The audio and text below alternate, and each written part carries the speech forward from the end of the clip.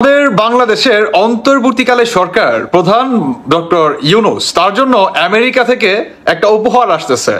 Already উপহারটা চলে আসছে।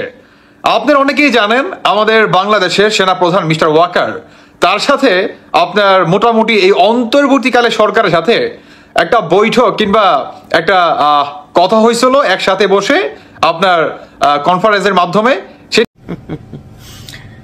অনেক খোঁজাখুঁজি করলাম গানটা, কিন্তু গানটা কোথাও পাইলাম না।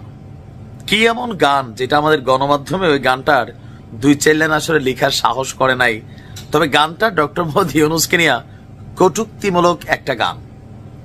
সেনাপ্রধান জেনারেল ওয়াকারুজ্জামান প্রধান উপদেষ্টা অধ্যাপক ডক্টর মোহাম্মদ ইউনূসের সঙ্গে বুধবার সাক্ষাতের পর থেকেই বিভিন্ন মহলের নানান ধরনের মানুষের মনের নানান ধরনের প্রশ্ন, কেন তিনি হঠাৎ করে প্রধান উপদেষ্টার সঙ্গে সাক্ষাৎ করতে গেলেন? তিনি কি বিশেষ কোনো ইঙ্গিত দিয়েছেন, বিশেষ কোনো বার্তা পৌঁছে দেওয়ার চেষ্টা করেছেন? এই ডিবেটটার অংশ হলেন, মানে ডিবেটটা চলছিল, এর অংশ হলেন সাম্প্রতিককালে জনাব মাহমুদুর রহমান, আমার দেশ সম্পাদক। আমরা জানি আমার দেশ আবার নতুন করে পাবলিশড হচ্ছে। জনাব মাহমুদুর রহমান দীর্ঘদিন দেশের বাইরে থেকে দেশে ফিরেছেন এবং এসে তার আমার দেশ নিয়ে আবার আমাদের এই মিডিয়ার মাঠে নেমেছেন। তিনি যা বলেছেন সেটা নানাজন নানানভাবে ইন্টারপ্রেট করছে, করারই কথা। কারণ এই মুহূর্তে আওয়ামী লীগ থাকবে কি না, থাকলে কিভাবে থাকবে, আদৌ থাকা উচিত কি না, যারা আওয়ামী লীগকে নিষিদ্ধ করতে চান না তারা কে কি। আসসালামু আলাইকুম প্রিয় দর্শক, নতুন একটি নিউজে সবাইকে স্বাগতম। টাইটেল এবং থাম্বনেল দেখে আপনি নিশ্চয়ই বুঝতে পেরেছেন আজকের কোন বিষয়ে তথ্য জানতে পারবেন। তো প্রিয় দর্শক, যারা ভিডিওটি অন করেছেন না টেনে সম্পূর্ণ ভিডিওটি দেখবেন, তাহলে আজকের অনেক গুরুত্বপূর্ণ তথ্য জানতে পারবেন। তো প্রিয় দর্শক, ভিডিওর শুরুতেই যে অংশবিশেষ দেখে শুরু করেছিলাম সেই ভিডিওগুলোর বিস্তারিত এখন দেখতে পাবেন। তো প্রিয় দর্শক, তার আগে আপনাদের কাছে ছোট্ট একটি অনুরোধ, যারা এখনও চ্যানেলটি সাবস্ক্রাইব করেনি অবশ্যই সাবস্ক্রাইব করে পাশে থাকা বেল আইকনটি অন করে দেবেন, তাহলে প্রতিদিনের আপডেট নিউজ সবার আগে দেখতে পাবেন। আর যারা ইতিমধ্যেই সাবস্ক্রাইব করেছেন তাদেরকে জানাই অসংখ্য ধন্যবাদ। তো চলুন দর্শক, ভিডিওতে একটা লাইক দিয়ে ধারাবাহিকভাবে সম্পূর্ণ ভিডিওগুলো দেখে আসি। আমাদের বাংলাদেশের অন্তর্বর্তীকালে সরকার প্রধান ডক্টর ইউনূস তার জন্য আমেরিকা থেকে একটা উপহার আসতেছে। অলরেডি উপহারটা চলে আসছে। আপনারা অনেকেই জানেন আমাদের বাংলাদেশের সেনা প্রধান মিস্টার ওয়াকার তার সাথে আপনার মোটামুটি এই অন্তর্বর্তীকালে সরকারের সাথে একটা বৈঠক কিংবা একটা কথা হয়েছিল একসাথে বসে আপনার কনফারেন্সের মাধ্যমে। সেটি মোটামুটি আপনার 4 থেকে 5 মাস আগে। কিন্তু হঠাৎ করে আজকে কেন আমাদের বাংলাদেশের সেনা প্রধান মিস্টার ওয়াকারের সাথে আমাদের অন্তর্বর্তীকালে সরকার প্রধান ডক্টর ইউনূস তিনি কেন গোপনভাবে একটা বৈঠক করলেন? কেন? তার আগে আপনাকে একটু পিছনে যেতে হবে। সেটি হচ্ছে এই ডক্টর ইউনূস এবং আমেরিকা থেকে যখন নাকি আপনার আমেরিকার মহাসচিব তিনি আমাদের বাংলাদেশে রোহিঙ্গা প্রসঙ্গে আসে, তখন দেখবেন মানে সম্পূর্ণভাবে সময় আমাদের বাংলাদেশের সংস্কৃতি কিংবা আদার্স অনেক জায়গায় তিনি ঘোরাফেরা করে এবং সমস্ত জায়গায় ডক্টর ইউনূস তার সাথে ছিল, তাই নয় কি? এবং মেইন টুইস্টটা হচ্ছে এখানেই যে আমেরিকার বা জাতিসংঘের যে মহাসচিব তিনি আপনার পুনরায় আমেরিকায় আপনার ফিরে যাওয়ার আগে আমাদের বাংলাদেশের সেনা প্রধান মিস্টার ওয়াকারের সাথে একটা বৈঠক করলেন। আচ্ছা, কোনো দেশের কিংবা বিশেষ করে জাতিসংঘের সচিব কখনোই কি বা যে কোনো দেশে যাক না কেন তিনি কি ওই দেশের আপনার সেনা প্রধানের সাথে সরাসরি মিটিং করতে পারে? এটা কোনোদিনও পারে না। শুধু আমাদের বাংলাদেশের ক্ষেত্রেই প্রথম হলো। কেন হলো? কারণ আমাদের বাংলাদেশের অন্তর্বর্তীকালে সরকার। অন্যদিকে আপনার ওই যে তুলসী যে বর্তমান যে নাড়াচাড়া দিছে, আর ডোনাল্ড ট্রাম্প তিনি তো বলছেই যে বাংলাদেশে যে 29 মিলিয়নের মাধ্যমে যে একটা জঙ্গিবাদী মৌলবাদী কিংবা আপনার পাকিস্তানি সেই হানাদার বাহিনীরা বা বিশ্বের ভিতরে যে 2 নাম্বার র্যাঙ্কিংয়ে মাফিয়া গোষ্ঠী সন্ত্রাসী গোষ্ঠী পাকিস্তানি বা এদের যেই আপনার বীজগুলা বাংলাদেশে একটা জঙ্গি হামলা করছে এবং এটাকে আমরা একেবারে মানে কি বলে 0 থেকে একদম মনে করেন 100 পর্যন্ত আমরা তদন্ত করে দেখব বা পুরো বিষয়টা আমরা খতিয়ে দেখব। আর বর্তমান এর জন্যই আপনার জাতিসংঘের মহাসচিব তিনি আপনার সম্পূর্ণ তার যে সফরটা ছিল সেটা শেষ করার আগে আমাদের বাংলাদেশের সেনা প্রধান মিস্টার ওয়াকারের সাথে তিনি মনে করেন একটা বৈঠক করলেন, এবং সেই বৈঠকের পরেই আপনার এই অন্তর্বর্তীকালে সরকার প্রধান ডক্টর ইউনূস তার সাথে একটা বৈঠক হলো। আচ্ছা, সেই বৈঠকটা কি আপনার সেনা প্রধান তার নিজের ইচ্ছা অনুযায়ী করলো, নাকি আপনার ডক্টর ইউনূস তাকে ডাকাইলো? কোনটা বলেন তো? আপনার সেনা প্রধান মিস্টার ওয়াকার তিনি মনে করেন আমাদের বাংলাদেশের অন্তর্বর্তীকালকে ডাকাইছে এবং তার সাথে বৈঠক করছে। আচ্ছা, সেখানে মহাসচিব মিস্টার তিনি আসলে কেন আমাদের বাংলাদেশের সেনা প্রধানের সাথে বৈঠক করছে? কারণ আমাদের বাংলাদেশে আপনার যে একটা জঙ্গি হামলা করছে, আপনার সংখ্যালঘুদের উপর আক্রমণ, পুলিশ গণহত্যা, পরে 5 আগস্টের পর থেকে এখন পর্যন্ত বাংলাদেশে আপনার মা বোনদের উপরে ইজ্জতের উপরে আক্রমণ, মানে এই যে একটা মনে করেন অরাজকতা প্রতিনিয়ত চলমান, কিংবা বাংলাদেশে যে একটা আপনার জঙ্গিবাদীর হামলা, অন্যদিকে তুলসী গাওয়ার তিনিও কিন্তু এটা নিয়ে চরম ভাবে মনে করেন বর্তমান নাড়াচাড়া দিয়ে দিছে। আর এই তুলসী গাওয়ারের পরিচয় কি? তিনি হচ্ছে আপনার প্রেসিডেন্ট ডোনাল্ড ট্রাম্পের একটা যে কমিটি আছে সেই কমিটির অত্যন্ত একটা মূল্যবান একজন মনে করেন সদস্য। কল্পনা করতে পারেন বর্তমান আমাদের বাংলাদেশে ভাই চরম ভাবে মানে গভীর থেকে আসলে এই ধরনের আপডেট যদি না আসে তাহলে বলা খুবই দায়।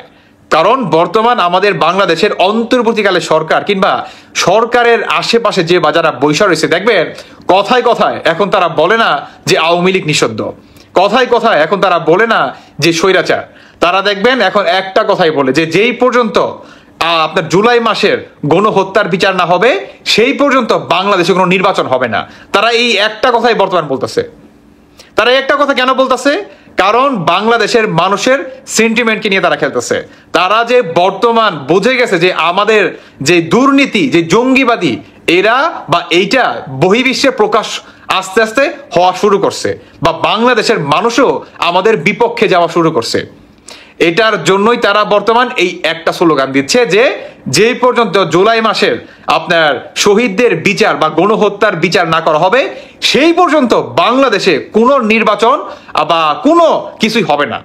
আর একটা হচ্ছে সংস্কার। এই দুইটা জিনিস মনে করেন বা এই দুইটা জিনিসের ওসিলায় তারা বর্তমান এখন তোরই আপনার গান গেয়ে যাচ্ছে। কিংবা সবচেয়ে মজার বিষয় হচ্ছে আমাদের বাংলাদেশের সেনাবাহিনী প্রধান মিস্টার ওয়াকার তিনি আপনার ডক্টর ইউনূসকে চরম ভাবে মনে করেন সতর্কবার্তা করে দেন, চরম ভাবে যে আপনি বা আপনার সরকার এখন পর্যন্ত ব্যর্থ, একদম টোটালি ব্যর্থ। আপনারা যদি এখন পর্যন্ত বাংলাদেশে শান্তি ফিরিয়ে না আনতে পারেন, কিংবা আপনাদের সমন্বয়ক বা উপদেষ্টা যে বা যারা আছে তারা যদি নিজেদের ভিতরে আপনার কামড়াকামড়ি বা লুটপাট বন্ধ না করে, তাহলে আমরা ক্ষমতা হাতে নিতে বাধ্য হব। আসলে এই প্রেসার ক্রিয়েটটা কেডা করে? জাতিসংঘ থেকে ডিরেক্ট আমাদের বাংলাদেশের সেনাপ্রধান মিস্টার ওয়াকারকে করে যে সম্পূর্ণ কিছু, তাহলে তো আপনার দায়ভার তো মিস্টার ওয়াকারকে মনে করা হবে। আর এই ওয়াকারও কিন্তু পার পেয়ে যাবে না, কারণ আমাদের বাংলাদেশে যে একটা জঙ্গি হামলা হয়েছে বা প্রতিনিয়ত যদি আপনি দেখেন এখন বর্তমান জঙ্গিরা মানে আপনার ইলিয়াস থেকে বা পিনাকি যে বাজার আছে, দেখবেন এরা বর্তমান নিজেদের ভিতরে মনে করেন কামড়াকামড়ি শুরু হয়ে গেছে। আজকে অরে নিয়ে কথা বলে, কালকে বলে অর মুখোশ উন্মোচন করে, কালকে অর মুখোশ উন্মোচন করে, মানে কে কার মনে করেন মুখোশ বর্তমান উন্মোচন করবে জাতির সামনে, তারা নিজেরাই মনে করেন কামড়াকামড়ি শুরু হয়ে গেছে। কারণ বর্তমান এই অন্তর্বর্তীকালে সরকারে যে বা যারা উপদেষ্টা আছে তারা প্রত্যেককে মনে করেন লুটপাটে ব্যস্ত, প্রত্যেককে। এবং এটা নিয়েই যারা নাকি বিদেশ থেকে প্রতিনিয়ত বাংলাদেশকে অস্থিতিশীল করার চেষ্টা করছে, তারা আসলে ওইভাবে আপনার যে ভাগ আছে, যে একটা পাত আছে, সেটা আসলে সমানভাবে মনে হয় পাচ্ছে না। এটার জন্যই একের পর এক একজনে তাদের মুখোশ উন্মোচন করা মনে করেন শুরু করে দিছে। তবে দেখার বিষয় হচ্ছে প্রধান মিস্টার ওয়াকার তিনি দেখবেন অচিরেই এই অন্তর্বর্তীকালে সরকার তিনি যদি তার নিজের ভূমিকা কিংবা আপনার একটা সাধারণ ভূমিকা বা কোনো দলের না, কোনো আপনার নির্ধারিত কোনো মানুষের না, মানে নিঃস্বার্থে তিনি যতক্ষণ না পর্যন্ত বাংলাদেশের আপনার হয়ে কাজ না করবে, দেখবেন হুট করে বা চুট করে দেখবেন শেখ হাসিনা তো বাংলাদেশে আসবেই, আর এই সেনা প্রধান মিস্টার ওয়াকার তিনিও ক্ষমতা হাতে নিয়ে নিবে। এটাও আপনারা দেখতে পারবেন। যাই হোক, এই অন্তর্বর্তীকালে সরকার ডক্টর ইউনূস তিনি বর্তমান টোটালি তার ক্ষমতা আস্তে আস্তে হারাতে শুরু করছে, এবং যে বা যারা বহির্বিশ্বে থেকে বাংলাদেশকে অস্থিতিশীল করার চেষ্টা চালাচ্ছে, তারাও দেখবেন আরো নামবে। তারা নামতে নামতে দেখবেন একে অপরের কিংবা এই আন্দোলনটা কিসের ভিত্তিতে হইছে।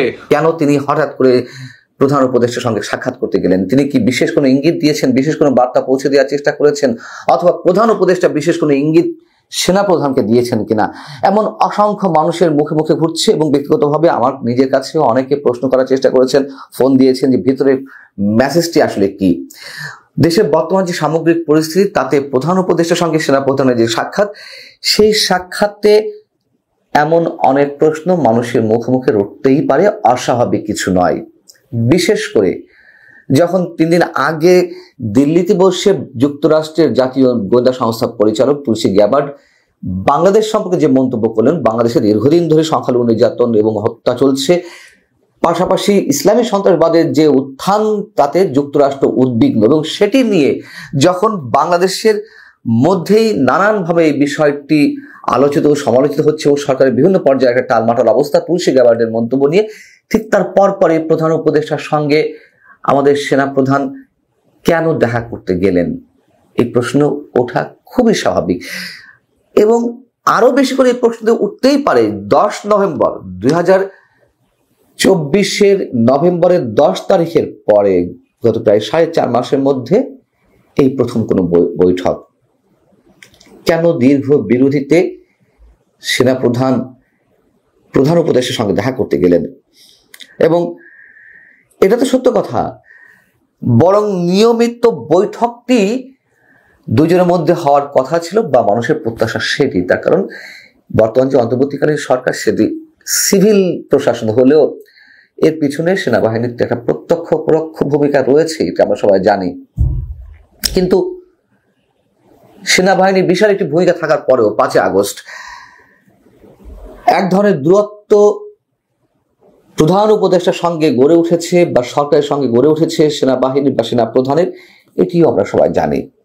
বিশেষ করে নির্বাচন ইস্যুতে দূরত্ব এতটাই ঘনীভূত হয়েছে যে সরকারের বিভিন্ন উপদেষ্টা থেকে শুরু করে বৈষম্য বিরোধী আন্দোলনের যারা সামনের সারির ছাত্র সমন্বয়ক ছিলেন বা এখন যারা জাতীয় নাগরিক পার্টিতে আছেন, তারা ন্যাকেডলি নানান ধরনের মন্তব্য করছেন, যা এর আগে কখনো সেনাবাহিনীর সম্পর্কে এ ধরনের মন্তব্য করতে আমরা দেখিনি। শুধু বৈষম্য বিরোধী ছাত্র আন্দোলন বা সাবেক ছাত্র সমন্বয়ক প্রায় নয়, ভুইফোট বিভিন্ন ধরনের সংগঠন যেগুলো সরকারের প্রত্যক্ষ পরোক্ষ কিংবা এই যে বৈষম্য বিরোধী ছাত্র আন্দোলনের নেতৃত্বে যারা ছিলেন তাদের প্রত্যক্ষ পরোক্ষ ভূমিকায় গড়ে উঠেছে, সেই সব ভুইফোট সংগঠনের অনেক কথিত নেতাদেরও আমরা ন্যাকেডলি সেনাবাহিনীর বিরুদ্ধে কথা বলতে শুনছি। সেনাপ্রধান আসলে কি বলেছেন, কি কারণে বৈঠকটি করলেন? অনেকের মনে হতেই পারে যে গত সম্ভবত 3রা মার্চ অথবা 4ঠা মার্চ তিনি সেন্ট্রাল আফ্রিকান রিপাবলিকানে 3 দিনের সফরে গেলেন। সেখানে তিনি বিভিন্ন গুরুত্বপূর্ণ বিষয়ে বৈঠক করেছেন, দ্বিপাক্ষিক বিষয়ে, এবং সেখানে শান্তিরক্ষা মিশনে জাতিসংঘের শান্তিরক্ষা মিশনে বাংলাদেশের যে সদস্যরা কাজ করছেন তাদের কার্যক্রমও তিনি পরিদর্শন করেছেন। তিনি ফিরে এসেছেন 7 মার্চ। তো এই যে তিনি সেন্ট্রাল আফ্রিকান রিপাবলিকান সফর করে এলেন, অনেকে বলার চেষ্টা করছেন যে এই সফরের পর কিছু একটা বলতে হয়, ফর্মালিটিস মেনটেন করতে হয়, সেই জায়গা থেকে তিনি প্রধান উপদেষ্টার সঙ্গে বৈঠক করেছেন। কিন্তু তারপরেও তো 13-14 দিন হয়ে গেল 7 মার্চের পর থেকে, এত দেরিতেও বা কেন? বাস্তবতা হচ্ছে ভিতরে কি ঘটেছে আমরা নিশ্চিত করে বলতে পারি না, কি ধরনের বৈঠক হয়েছে, কি বিষয়ে হয়েছে। তবে বৈঠকটি নিশ্চয়ই সিগনিফিকেন্ট। এবং যে কথাটি বলছিলাম যে জাতীয় নাগরিক পার্টির নবগঠিত যে দল, তাদের যে নেতাদের যে ভাষায় সেনাবাহিনীকে আক্রমণ এবং উপদেষ্টাদের পক্ষ থেকে, ইভেন যেদিন বৈঠক হয়েছে সেই দিনও আমরা ধরে নিতে পারি যে সেনা প্রধানের সঙ্গে সরকারের বা প্রধান উপদেষ্টার ভালো সম্পর্ক রিবিল্ডের কোনো সম্ভাবনা নেই বা এখনো সেটি হয়নি। যদি হতো সেই মেসেজটি সবার কাছে চলে যেত এবং এই ভাষায় আক্রমণ করা হতো না সেনা প্রধানকে বা সেনাবাহিনীকে। যেমন বুধবারই জাতীয় নাগরিক কমিটির অন্যতম মুখ্য সংগঠক হাসনাত আব্দুল্লাহ কুমিল্লাতে একটি অনুষ্ঠান যে ভাষায় কথা বললেন সেনা প্রধানের উদ্দেশ্যে বা সেনাবাহিনীর উদ্দেশ্যে, এগুলো অবশ্যই আপত্তিকর। এবং তারা সেনাবাহিনীর একেবারে পাল্টা বা মুখোমুখি অবস্থানে দাঁড়িয়েছে। কি কারণে? গত 25শে ফেব্রুয়ারি সেনাপ্রধান যে বক্তব্যগুলো দিয়েছিলেন, বিশেষ করে নির্বাচন ইস্যুতে, আইন শৃঙ্খলা পরিস্থিতি নিয়ে, এবং সেনাপ্রধান শুরু থেকেই চাইছেন দেশটি একটি গণতান্ত্রিক প্রক্রিয়া উত্তরণের জন্য যথাসময় এবং যত দ্রুত একটা নির্বাচন অনুষ্ঠিত হোক, সেই জিনিসটা তিনি সরাসরি খোলামেলা সবার সামনে বলছেন। এবং 25 ফেব্রুয়ারি যে কথাগুলো বললেন, তারপর থেকেই এই যে সরকারের বিভিন্ন উপদেষ্টা এবং ছাত্র সমন্বয়কদের মুখ থেকে যে ধরনের আক্রমণাত্মক বক্তব্য বেরোচ্ছে, এটা আমাদের জন্য অ্যালার্মিং। হাসনাত আব্দুল্লাহ যে ভাষায় কথা বলেছেন, সেই যে শব্দগুলো ইউজ করেছেন, সেই শব্দগুলো এর আগে আরো একাধিক উপদেষ্টা ইউজ করেছেন। বর্তমান তথ্য উপদেষ্টা মাহফুজ আলম ইউজ করেছেন, স্থানীয় সরকার বিষয়ক উপদেষ্টা আসিফ মাহমুদ ইউজ করেছেন। যেই কথাটি আসলে বারবার ঘুরে ফিরে আসছে তাদের মুখে। হাসনাত আব্দুল্লাহ সর্বশেষ যে কথাগুলো বলেছেন যে আওয়ামী লীগকে পুনর্বাসনের চেষ্টা করা হচ্ছে উত্তরপাড়া থেকে।